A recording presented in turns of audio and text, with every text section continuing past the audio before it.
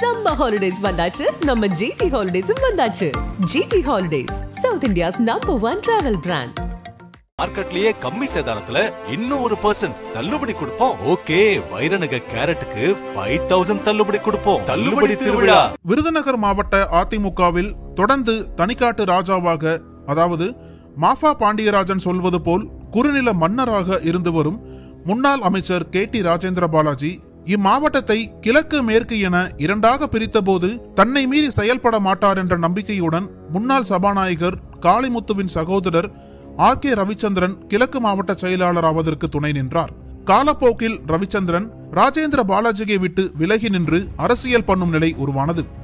கிழக்கு மாவட்ட அதிமுகவை தூக்கி நிறுத்தும் முயற்சியில் மாசை ரவிச்சந்திரன் ராஜேந்திர பாலாஜிக்கு ஆகாதவரான முன்னாள் MLA ராஜவர்மருடன் கைகோர்த்தது முக்குளத்தூர் லாபி செய்வதாக விமர்சிக்கப்படுகிறது. இந்நிலையில் முன்னாள் அமைச்சர் மாஃபா பாண்டியராஜன் தரப்பினர் விருதுநகர் மாவட்டத்தை 3ஆக பிரிக்கப் போவதாகவும் நாடார் சமுதாயத்தைச் சேர்ந்த பாண்டியராஜன் கூடிய விரைவில் மாசை ஆவார் என்றும் விருதுநகரில் கொளுத்தி போட்டது ராஜேந்திர பாலாஜியை டென்ஷன் ஆக்கியது.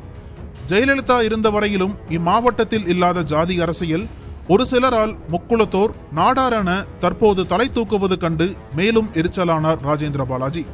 இந்த சூழ்நிலையில் சென்னையிலிருந்து கிளம்பி வந்து விருதுநகர் மேற்கு மாவட்ட அதிமுக சார்பில் விருதுநகரில் நடந்த ஜெயலலிதா பிறந்தநாள் விழா பொதுக்கூட்ட மேடையில் இடம் பிடித்தார் அதிமுக கொள்கை பரப்பு துணை செயலாளரான மாஃபா பாண்டியராஜன்.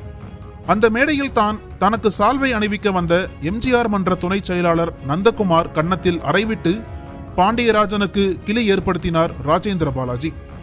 அடுத்து சிவகாசியில் நடந்த பூத் கமிட்டி நிர்வாகிகள் ஆலோசனை கூட்டத்திலும் ஜெயலலிதாவை நீ அவதூறா பேசிய வீடியோ என்கிட்ட இருக்கு, உனக்கு சால்வை போடும்போது வேடிக்கை பார்க்க நான் என்ன கிறுக்கனா, உன்னை தொலைச்சு புடுவேன் என்று மாஃபா பாண்டியராஜனுக்கு கடுமையாக டோஸ் விட்டார்.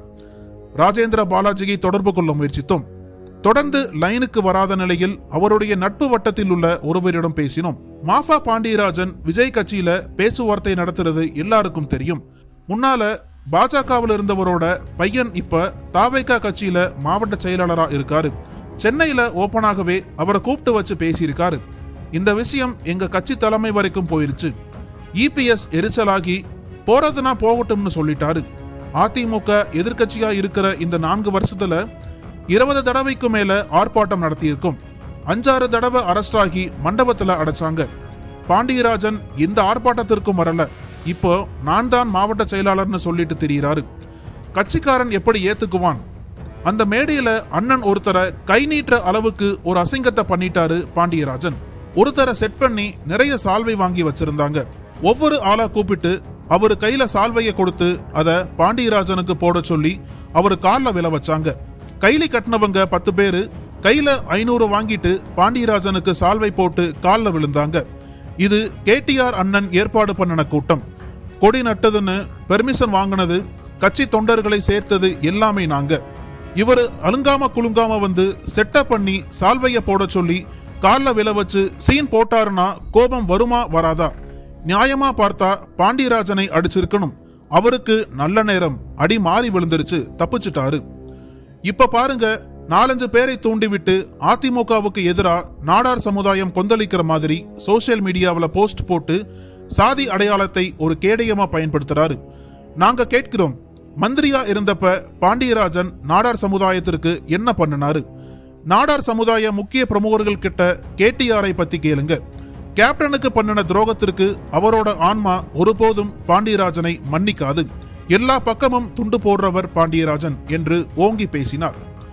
மாஃபா பாண்டியராஜனை தொடர்பு கொண்டும் நான் இதுல எதுவும் கருத்து சொல்ற மாதிரி இல்ல என்றார். ஆனாலும் அவர் தரப்பில் ஒருவரிடம் பேச முடிந்தது. ராஜேந்திர பாலாஜியை குறுநில மன்னர்னு சார் பேட்டியெல்லாம் கொடுக்கல. ஒருத்தர்கிட்ட ஃப்ரெண்ட்லியா பேசினதுல Facebookல போட்டுட்டாங்க. அது இந்த அளவிற்கு தவறான புரிதலை ஏற்படுத்திருச்சு. சாரோட கம்பெனியில 50,000 பேருக்கு மேல வேலை பார்க்கறாங்க. யாரையுமே இழிவா பேசி அவருக்கு பழக்கம் இல்லை. மேடையில செட்டப் பண்ணி சால்வை போட வச்சதா தப்பா சொல்றாங்க. காங்கிரஸ்ல தமாகவுல சார் இருந்ததா சொல்றது எல்லாம் போய். விருதுநகர்ல இருந்து சாரை ஆவடிக்கு போக வச்சது KTR தான். இப்பவும் விருதுநகர் தொகுதியில நிற்கணும்னு ஆர்வம் சாருக்கு நிறைய இருக்கு. ஆவடியில தோத்ததும் விருதுநகர் பக்கம் போய் அரசியல் பண்ண சொன்னாரு EPS. கேடிஆர் மனசுல ஏதோ தவறான புரிதல் இருக்கு, அதை எப்படி சரி பண்றதுன்னு தெரியல என்றார்.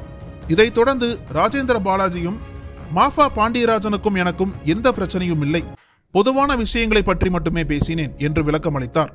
இந்நிலையில் காமராஜர் நாடார் சமூக அறக்கட்டளை சார்பில் விருதுநகரில் மாஃபா பாண்டியராஜனுக்கு ஆதரவாக ஒட்டப்பட்ட போஸ்டரில் எங்கள் சமூக படித்த பண்பாளர் என்று மாஃபா பாண்டியராஜனை புகழ்ந்தும் நாவை அடக்கி பேசு என்று ராஜேந்திர பாலாஜியை கண்டித்தும் நாடார் வாக்குகள் உனக்கும் உன் கட்சிக்கும் வேண்டாமா என்று அதிமுகவுக்கு மிரட்டல் விடுத்தும் போஸ்டர்கள் ஒட்டப்பட்டன.